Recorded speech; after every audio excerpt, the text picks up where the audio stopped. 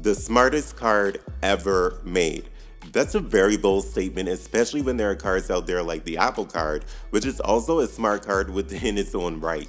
Essentially, the X1 card is calling every other credit card out there a dumber card. So, my Chase Freedom Unlimited, that was dumb. My Chase Freedom Flex, that was also dumb. My Discover It card that started me on this amazing credit card journey, yeah, that was dumb too. My Chase Sapphire Preferred that I paid $95 per year to hold, well, that's obviously dumber than dumb. And as if that wasn't dumb enough, my Amex Gold card that I paid $250 per year to hold, that is just insanely dumb. And that $695 annual fee coupon book card, oh wait, I don't have that one, so that is not dumb. That is not dumb. I guess I'm winning something. Yes. All jokes aside, let's really find out if the X1 card, which claims to be the smartest card, but that same smartest card took a long time to finally start approving applications and actually making it into people's hands. Yes, that card. Let's find out if it is actually the smartest card and all of the other cards in my wallet are inferior to this amazing beast of a card.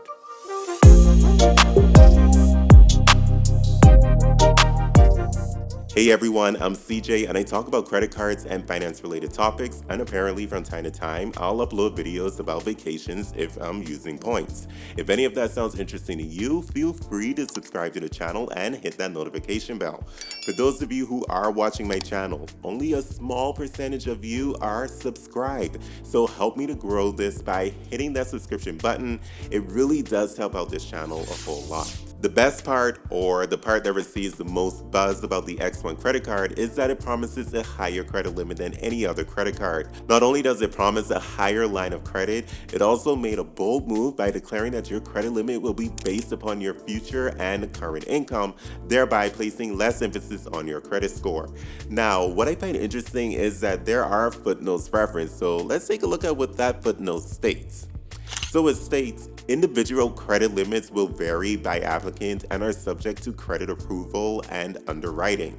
We cannot guarantee any specific credit limit, but most approved applicants receive a limit higher than their current average line.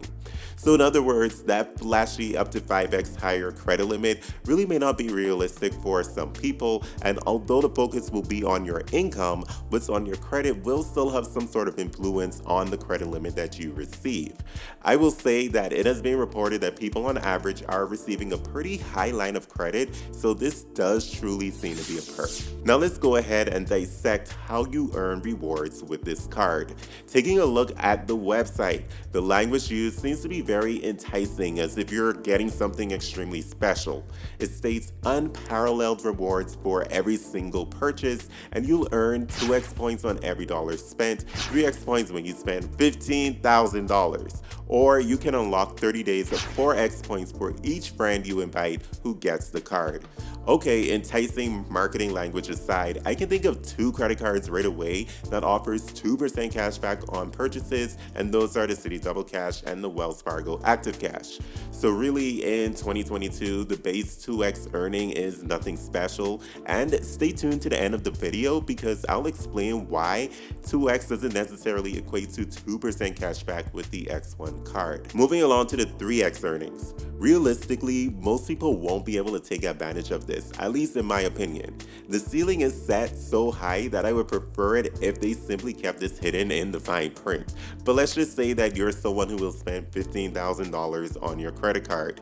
It still probably wouldn't make sense to put all of your purchases on this particular card. For example, the Chase Freedom Flex and Discover It cards feature rotating categories that include most households' largest monthly expenses outside of rent or mortgages, that being groceries, gasoline, restaurants, and a few other categories. And with those cards, you're able to earn 5% cash back per dollar spent during the quarter in which those categories are active. Those categories typically do not overlap with one another, but sometimes they do. But if they don't overlap and you hold both of these cards, you can potentially receive 5% cash back for 6 months out of the year in these particular categories. Potentially. And yes, there are two limits to these. One, it's only for 1 quarter of the year, and two, it's only on up to $1,500 worth of spend.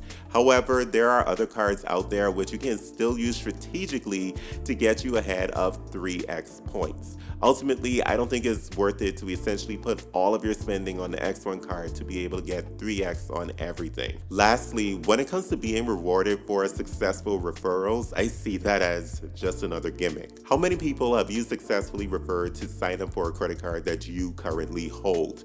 Maybe a couple of people. And how often are you trying to refer people to sign up for a new credit card? Realistically, people may be able to take advantage of this extra bonus just a handful of times. I don't think it's worth mentioning as a main reward category of the card to factor into your decision making. Beyond this, there are opportunities to earn 5x points with boosts on specific purchases. Now let's talk about the other special features about this card. In my opinion, these are gimmicky, but some of them are really useful. Number 1, end free trials automatically with auto-expiring virtual cards. This can be very useful, especially in a situation where the free trial might end in like 90 days, for example. Using an auto-expiring card can help to avoid that surprise charge. Just be sure of the language in your agreement for whatever you're subscribed to. For example, some of them require you to call customer service to cancel your subscription, so just be a little careful with this one so that you don't incur any additional unexpected charges. Number 2, create virtual cards for one-time use. I'm trying to think of a situation where this could be useful. Maybe you aren't confident with a particular website because it seems to be a little bit shady. But then again, most credit cards come with zero liability protection, which protects you from any charges that are not authorized by you. So I don't necessarily understand the appeal of this feature, but if you guys come up with a better scenario, please tell me in the comments. And I'm sure that you all can. My brain just may not be working well right now because it's late at night and I'm recording a video. Number 3, spend money anonymously without disclosing your personal information. My response? Why? Are you like some sort of celebrity and you need to keep your information private? I don't understand, but maybe this has something to do with some sort of subscription that you don't want your information attached to, maybe? I guess this can be useful in that situation, but so is simply not signing up for a subscription or service that you don't want to have your information recorded in their database. I'm sure there are other useful situations, so please, again, tell me what you think in the comments. Number 4, cancel subscription payments in one click. Now this is something that sounds promising. So maybe you don't want to put the subscription on an expiring card. So being able to cancel a subscription without having to jump through hoops is definitely something that a lot of people can appreciate. Again, just make sure that you read your agreements. For example, I recently canceled one of my Adobe subscriptions because I signed up for another Adobe subscription, which included a subscription to the program I initially signed up for, in addition to the programs that I use. And hopefully you were able to follow that along with me because that was a mouthful. When I did that, I incurred an early termination fee, which I did have refunded after explaining my reason for canceling to a customer service representative. And the last feature I won't even mention because it's not worth mentioning in my opinion. Finally, let's talk about redeeming rewards. If you want the full value of your points, then you'll have to shop with any of the merchants listed on their website. If you desire cashback instead, then your points lose 30% of its value, as it'll only be worth 0.7 cents per point. Amex does something similar with its points, but with Amex, you can actually transfer your points to transfer partners and potentially score much more value for your points if you're crafty. You don't have this choice with the X1 card, so the lower cash value of your points simply isn't worth it in my opinion. This is not a card that I will recommend. What I will say is that the marketing is very crafty. Notice that they're using a point system instead of referencing a cashback percentage. This is because your points aren't necessarily worth 1 cent per point, depending upon how you choose to redeem them. In reality, the cash value is lower, so you are really earning 2% cashback on every purchase. You're actually earning 1.4% cashback on every purchase, which is lower than a Chase Freedom Unlimited, which has 1.5% cashback, and a Capital One Quicksilver Rewards cards. You're also not earning 3% cash back if you spend $15,000 or more within a year. Instead, you'll be earning 2.1% cash back, which is just a little bit higher than the Citi Double Cash or Wells Fargo Active Cash credit cards. But I think that it would still be worth getting the Citi Double Cash card over the X1 card because you have the opportunity to earn more once you have access to Citi's transfer partners. This also means that the 4x value for referring people to this card is only worth 2.8% cash back, which I guess isn't too shabby after all, but can you convince a constant stream of people to sign up for this card? I'd much rather 15,000 ultimate reward points, which is equivalent to $150 for successfully referring a friend to sign up for the Chase Sapphire Preferred, or $100 for successfully referring a friend to the Discover It cashback card. With those options, I won't have to worry about spending as much as possible within 1 month to try to take full advantage of the temporary boost in earning points.